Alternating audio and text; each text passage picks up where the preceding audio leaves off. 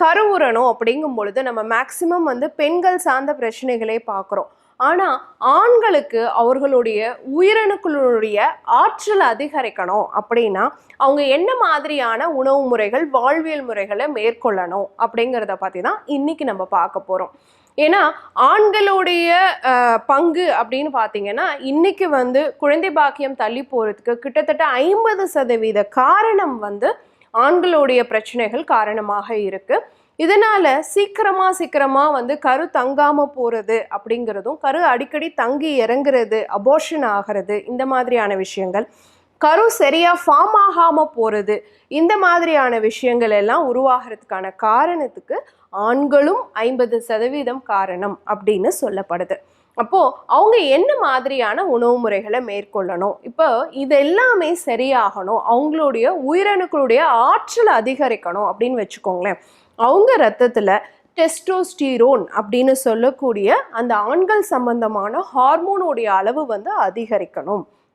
அதை அதிகரிக்கிறதுக்கு அவங்க என்ன மாதிரி விஷயங்கள் எல்லாம் செய்யணும் அப்படின்னு பார்த்தீங்கன்னா, முதல்ல வந்து ஜிங்க் சத்து நிறைந்த உணவுகளை அதிகமாக சேர்த்துக்கணும். உதாரணத்துக்கு பூசணி விதை டெய்லியுமே ஒரு ஸ்பூன் அளவு இரவு ஊற வச்சு காலையில் எடுத்துக்கலாம். இல்லைன்னா நட்ஸ் ஜூஸ் மாதிரி எடுத்துட்டு அதில் ஒரு ஸ்பூன் பூசணி விதையை ஆட் பண்ணியும் எடுத்துக்கலாம். அந்த மாதிரி எடுக்கும் பொழுது அவங்களுக்கு அந்த உயிரணுக்களுடைய ஆற்றலை அதிகரிக்கக்கூடிய அந்த ஜிங்க் சத்து கிடைக்கும் பொழுது நேச்சுரலாகவே அவங்க ரத்தத்தில் டெஸ்டோஸ்டிரோன் ஹார்மோனுடைய அளவு வந்து அதிகரிக்கிறதுக்கான வாய்ப்பு இருக்கிறதா சொல்லப்படுது. அடுத்து பார்த்தோம்னா ஒமேகா 3 ஃபேட்டி ஆசிட் நிறைந்த உணவுகளை சேர்த்துக்கணும்.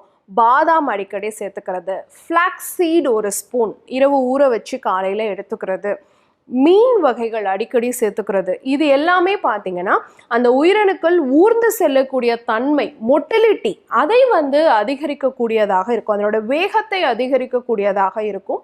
ஒமேகா 3 கொழுப்பு அமிலம் நிறைந்த மீன் வகைகளும் ஆலிவ் விதை அப்படின்னு சொல்லக்கூடிய ஃப்ளாக்ஸ் சீடும் காரணமாக இருக்கும். இதுவும் ஆண்கள் அடிக்கடி சேர்த்துக்கக்கூடியதானதா இருக்கும். அடுத்து பார்த்தோம் அப்படின்னு சொன்னா வைட்டமின் சி சத்து நிறைந்த உணவுகளும் வைட்டமின் இ சத்து நிறைந்த உணவுகளும் சேர்த்துக்கணும். இப்போ இது ரெண்டுமே நம்ம சேர்த்துக்கும் பொழுது அந்த உயிரணுக்கள் வந்து டேமேஜ் ஆகிறத வந்து தடுக்கலாம். ஏன்னா இன்னைக்கு வந்து அந்த உயிரணுக்கள் வந்து முட்டையை தொலைச்சிட்டு போகிற அளவுக்கு அதுக்கு ஒரு கெப்பாசிட்டி இல்லை. அது சீக்கிரமாக டிஎன்ஏ டேமேஜ் ஆயிடுது அப்படின்றது, டிஎன்ஏ ஃப்ராக்மெண்டேஷனோட இருக்குது அப்படிங்கிறது தான் இன்னைக்கு நிறைய ஆண்களுக்கு இருக்கக்கூடிய பிரச்சனையாக இருக்குது. அதுக்கு வந்து பார்த்தோம் அப்படின்னு சொன்னால் வைட்டமின் சி சத்தும் வைட்டமின் இ சத்து நிறைந்த உணவுகளையும் நிறைய சேர்த்துக்கணும்.